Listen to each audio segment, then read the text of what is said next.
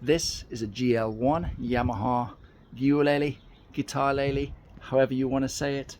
It's a 1/8 size guitar, normally tuned in A. I think it is a far better decision to tune these things in E, like a guitar, and that's what these are for.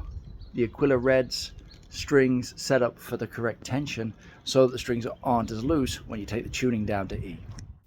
Cue the string changing montage. Originally I'd left all the footage of me changing the strings in, but the video was getting super long and thought it best to cut it out because that's not the main focus here. But that said, there is always something interesting you can see about how someone changes the strings, the type of knots they use, the type of maintenance they perform, etc, etc. We can see that the nut and the saddle of the GL1 are not glued in place, and that's perfectly fine. That's the same on extremely high-end handmade instruments as well. And the fit here is really good. You can see how accurate the machining is. Here I'm just using some fret oil. It's maybe a bit overkill, but I had the oil lying around and I thought, why not? I actually took the time to go and visit this URL, but sadly there isn't any information at the time of making this video related to the Aquila Reds nor Guitaleles in general. Maybe they will have updated that by the time you're watching this. Here is the information on the back of the strings. Feel free to pause this video and read through it, but it talks about how this sound has never existed before. Here are the trebles, and maybe you could describe them as red-ish, but the bass strings really do pop. They are red for sure. I was really optimistic, and based on 16 years of teaching guitar, I know how important the look of something is, especially to children. So I was hoping it would result in my kids picking up the instrument a bit more. And in fact, the first thing one of my sons said to me was, "Wow, that looks cool." And he's right, it does look cool. But in terms of real-world outcomes, hasn't actually made him pick up the instrument anymore, or encouraged him to pick up the instrument any more than he would normally. Some one-handed tuning going on. 100 imaginary bonus points for anyone that can tell me what my shirt says. If you find yourself confused at any point as to which string is which string, they are clearly very different thicknesses or gauges, going from low to high, thick to thin.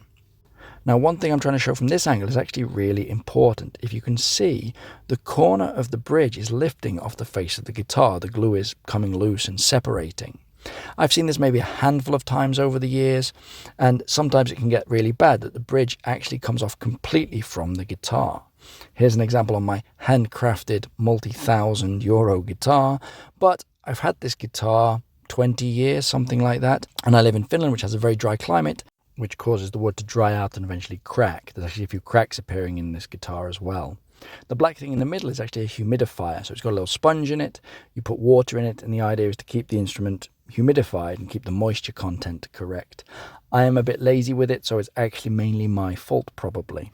But these strings, back to the GL1, exert more tension on the instrument than if you left it with the regular strings it comes with and tuned it in A.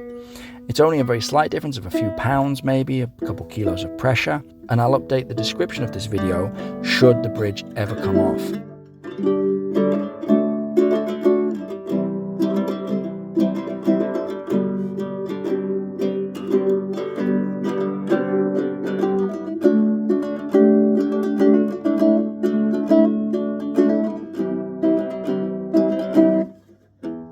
So my initial feelings about these strings, you could tell from the pleasant surprise on my face, that they sound very bright and very punchy. And actually I do like the difference that they make to the instrument. It reminded me a lot of my high-end Martin ukulele that I play with 3 in the Dark.